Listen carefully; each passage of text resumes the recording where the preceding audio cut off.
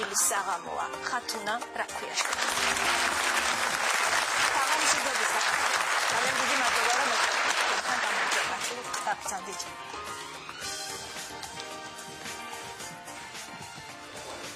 დღეს უნდა ვისაუბროთ ადამიანზე, რომლის შესახებ ჩვენმა მაყურებელმა თითქმის არაფერი არ იცის. მას ჰქონდა გასაოცარი სიყვარულის უნარი, უდიდესი თავმდაბლობა, ძალიან დიდი მოთმინება და მიტევება. მას შეეძლო ყველა ყვარებოდა. ეს არ იყო ცარიელი სიტყვები, ეს იყო ფაქტებზე დამყარებული უკვე. და ეს იყო გასაოცარი ჩემთვის უბრალოდ. ხათუნა, მამა ვიტალის საფლავზე დღემდე ხდება სასწაულები. მაყურებელმა ამის შესახებ არ იცის. თუ შეგიძლიათ რომ მიამბოთ. თვითონ მამა ვიტალის ცხოვრება იყო სასწაული. იყო ძალიან ხშირად შემთხვევები, როდესაც სულიერი შვილები მას მოსწერდნენ წერილს და ერთ-ერთ დაავიწყდა წერილის გამოგზავნა. ეს წერილი იპოვა 3 კვირის შემდეგ ჩანთაში და ღუმელში შეაგდო, უბრალოდ აღარ ჩათვალა საჭიროდ მის. და მამა ვიტალისგან მიიღო წერილობითი პასუხი. მე წავიკითხე შენი წერილი და ყველაფერზე გიპასუხებ და ამას მოსდევდა ყველა იმ სულიერ პრობლემაზე პასუხი, რომელზეც მამა ვიტალი. მაგრამ აი ამ ყველაფრის უკან იდგა გასაოცარი ცხოვრება ამ ადამიანის. რითი იყო ეს ცხოვრება გასაოცარი? დაბადებიდანვე, როგორც ჩანს, იმიტომ რომ სანამ დედა მას ჯერ კიდევ მუცლით ატარებდა, ლოცულობდა, ის ღვთისმოსავ ოჯახში დაიბადა, კრასნოდარის მხარის სოფელ ეკატერინოვკაში და დედა ლოცულობდა, ღმერთო, ისეთი შვილი მაჩუქე, რომელიც სათნო იქნება შენთვისაც და ადამიანებისთვისაც და მაშინ მან სიზმარში ნახა ორი მზე.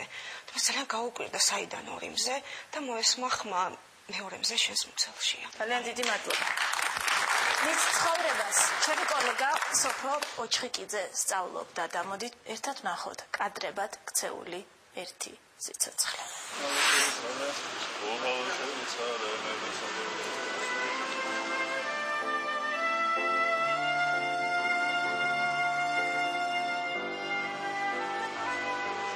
აქ ყოველდღე უამრავი ადამიანი მოდის დარში თუ აბდარში.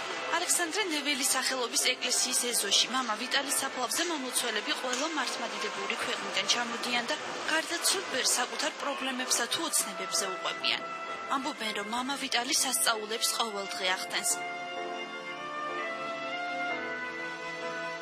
მე არ ცხოვრობდი მაშინ ამ რაიონში და აქ მიწევდა 100-ს, 100-ს ყოველთვის და სამწუხაროდ მაშინ არ მქონდა იმის რომ აღმეყვა ეს რომ შესაძლებელი იყო მამა ვიტალი ყოფილიყო და მე აღმიდგა თვალწინ ყოველთვის აი იქ გარეთ მჯდომარე მახსოვს ზუსტად მე ფოტოც რომ შესაძ მაჩუქეს რომ თმა გაშვილი ასე შავი ლენტით შემოკვილი ყოველთვის იჯდა და ან ვიღაცას ესაუბრებოდა ან თავისთვის ფიქრებში გართული.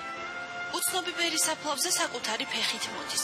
ამის დაჯერება ყველა ექიმს უჭირს, ვისაც ერთხელ მაინც უნახავს მისი დაავადებების დასტა. მარნეს უკვე წლებია სიცოცხლესთან შეუთავსებელი, უკურნებელი სენის დიაგნოზი დაუსვეს. წითელი მგლურა. არ იკურნება მედიცინის თვალსაზრისით, არც ეცის მსოფლიოში არავინ საიდან ჩნდება ეს დაავადება.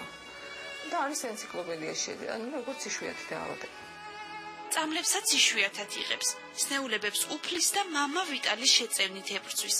ვერ დავდიოდი ფაქტიურად ხელით მარენიდან მე ეს ჯოხი მაჩუქა. რა თქმა უნდა, მადლობა უფალსა მამა ვიტალის, რომ აი ამის დაყრდნობით, იგივე მამა ვიტალის დაყრდნობა მის შემწეობით ესე გადაადგილების საშუალება მაქვს. ეს ყოფილი ბერ-მონაზვნების ქუჩა, მამა ვიტალის სავანე, სადაც წლების წინ ყოველდღე უამრავი მომლოცველი იკრიბებოდა. მამა ვიტალის დროს ამ სავანეში უამრავი ხალხი სტუმრობდა, ისინი ჩამომსხდრები ელოდებოდნენ, როდის მოუწევდათ რიგი რომ მამაოს დალაპარაკებოდნენ. აქვე ტახტზე ჩამომჯდარი მამა ვიტალი აღსარებებს იბარებდა. იმ დროს, როცა რელიგია იდევნებოდა და ტაძრები დაკეტილი იყო, ამ სავანეში ფარული ღვთისმსახურება იმართებოდა და მონაზვნად აღკვეცაც ხდებოდა. ეს ოთახი არის ის ოთახი, სადაც მამა ვიტალი დიდსქი მონაზვნებს აღკვეცავდა. აქ ხდებოდა ბერ-მონაზვნების აღკვეცა კომუნისტების პერიოდში. რკინა ხატებთან მამა ვიტალის შანდალი იყო, სადაც მუდმივად უამრავი სანთელი ენთო. მათი ჩაქრობის უფლებას არავის აძლევდა, მაშინაც კი როცა ოთახში სუნთქვა ჭირდა. ანთებდა სანთლებს ყველასათვის. აი მაგალითად უთხრეს რომ სადღაც მოხდა ავარია, გარდაიცვალა 10 ადამიანი, 50, 300. ამის დამიხედვით აანთებდა სანთელ საათს 50-300. ამდენივე დიდ მეტანიას აკეთებდა. სანთლისთვის მიხედვით ხდებოდა ვის რა უჭირდა და სასწრაფოდ წერილებს გზავნიდა სულიერი შვილების მისამართით, რომ მათთვის მოსალოდნელი განსაცდელი აერიდებინა. საყვარელო შვილო, ნუ შეგაშფოთებს განსაცდელები, ეცადე დილით და საღამოს მოწესრიგებულად ილოცავ. რატო არ ლოცულობ? დადი ხარ, მოგზაურობ, ზიხარ, დარბი ხარ თუ ჭამ. ყოველთვის ილოცავ. საყვარელო დაო, უნდა მიენდოთ ღვთისნებას და ყველაფრისთვის მადლობდე. საყვარელო დედაო, დაგლოცოს უფალმა და წარმართო შენი გზა ცხონებისაკენ. მადლობას მოგახსენებთ, რომ მრავალ მეტანიას ასრულებ. განუწყვეტლივ ამბობ იესოს ლოცვას. ეს ყველაზე ვრცელი მოსახსენიებელია მამა ვიტალის შედგენილი. წირვებს 3 საათით ადრე იწყებდა, რომ ეკლესიის მსახურებს ყველას მოხსენიება მოესწროთ, უძველესი დროიდან დღემდე. ეს არის მამა ვიტალის შესამოსელი. მისი სკვნილი, ზოგან დალაქული, ზოგან თავისი ხელით დაკერებული, მაგრამ ჩვენთვის ძალიან ძვირფასი. მამა ვიტალი კრასნოდარში, სიდორენკოების ღარიბ ოჯახში დაიბადა.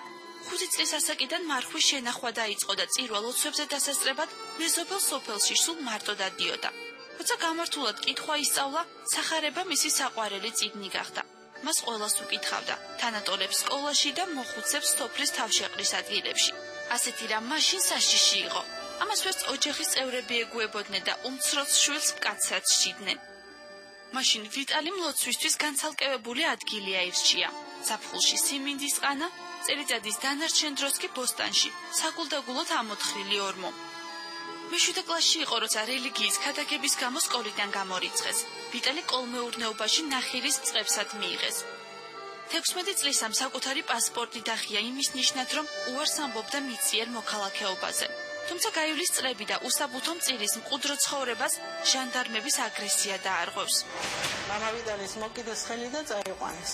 ხან დილის 4 საათზე მივაგენით მერე. ისეთი ნაცემი იყო, ისეთი განაწამები იყო, სამარა არ იმჩნევდა ამას. მე ხარაშო, კარგათა ვარ მეო, კარგათა ვარ. მე რაო, მამა ფერესო და გამომიშვესო. მაშინ მამა ვიტალი რეილას მეზობლად ნაქირავე ბინაში ცხოვრობდა. მალე გოგინაშვილებმა ახალი ბინა მიიღეს და საცხოვრებლად მოსკოვის პროსპექტზე გადავიდნენ. ღვთისმსახური მეზობლები თან წაიყვანეს და ერთი ოთახი უწილადეს. 20 წელიწადი ცხოვრობდნენ ახლა. მამა ვიტალის ის იყო აქეთ, საწოლი, აქ იყო სამლოცავ. ოთახი თითქმის მთლიანად შეცვლილია. უცვლელი მხოლოდ სალოცავი კუთხე დარჩა. ადგილი, სადაც ის მთელ ღამეებს მუხლებზე დაჩოქილი ლოცვაში ატარებდა. არ ვიცი, შეიძლება 1 საათის ძილი ქონებოდა, მეტი არც ქონებოდა, მაგას ძილი და ესა. მუხლებში სულ წყალი ქონდა დამდგარი, სულ მუხლებით იდგა და ლოცულობდა მამა ვიტალი. ამბობენ, მათი მობინადრე ბერის თანადგომას დღესაც გრძნობენ. როცა რამე უჭირთ, დასახმარებლად მამა ვიტალის მიმართავენ. დედანინა მამა ვიტალისთან მსახურობდა. სულიერი მოძღვარი უსიტყვოდ ხდებოდა ყველა მისგან საცდელს და პასუხს კითხვის გარეშე მესამე პირში სცემდა. ნინას დღესაც ახსოვს ის დღე, როცა ბერმა მას სამშობლოში დაბრუნების კურთხევა არ მისცა და საცხოვრებლად საქართველოში დატოვა. თვლის, რომ ამით დიდ განსაცდელს აარიდა. ასეთი მოსიყვარულებელი არ მინახავს. თუ გაიგებდა ვინმე ავად იყო, ღმერთს თხოვდა მისთვის მიეცა ეს ავადმყოფობა და ის ადამიანი გამოჯამრთელებული. ასე ამბობდა, ყელი გტკივა, მომეცი შენი ავადმყოფობა მე. თირკმელი, ეგეც მომეცი. ასე უამრავის ნეულება დაუგროვდა, თუმცა თავისი პრობლემებით არავის აწუხებდა, სანამ 61 წლის ასაკში თირკმელის უკმარისობით ლოგინათარ ჩავარდა.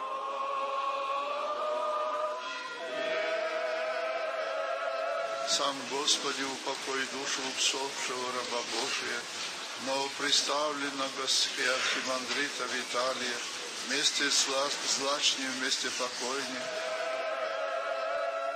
სასწაული მისი დაკრძალვის დღეს სავანეშიც მოხდა. მის გასაცილებლად სულიერ შვილებთან ერთად საყვარელი ცხოველებით შეიკრიბნენ, რომელთაც მამა ვიტალი ბოლო ლუკმას უყოფდა. ძალიან უყვარდა კატები და სულ აჭმევდა, სულ ეფერებოდა. გარდაცვალების დროს მთელი უბნის კატები შეგროვდნენ და გააცილეს მამა ვიტალი.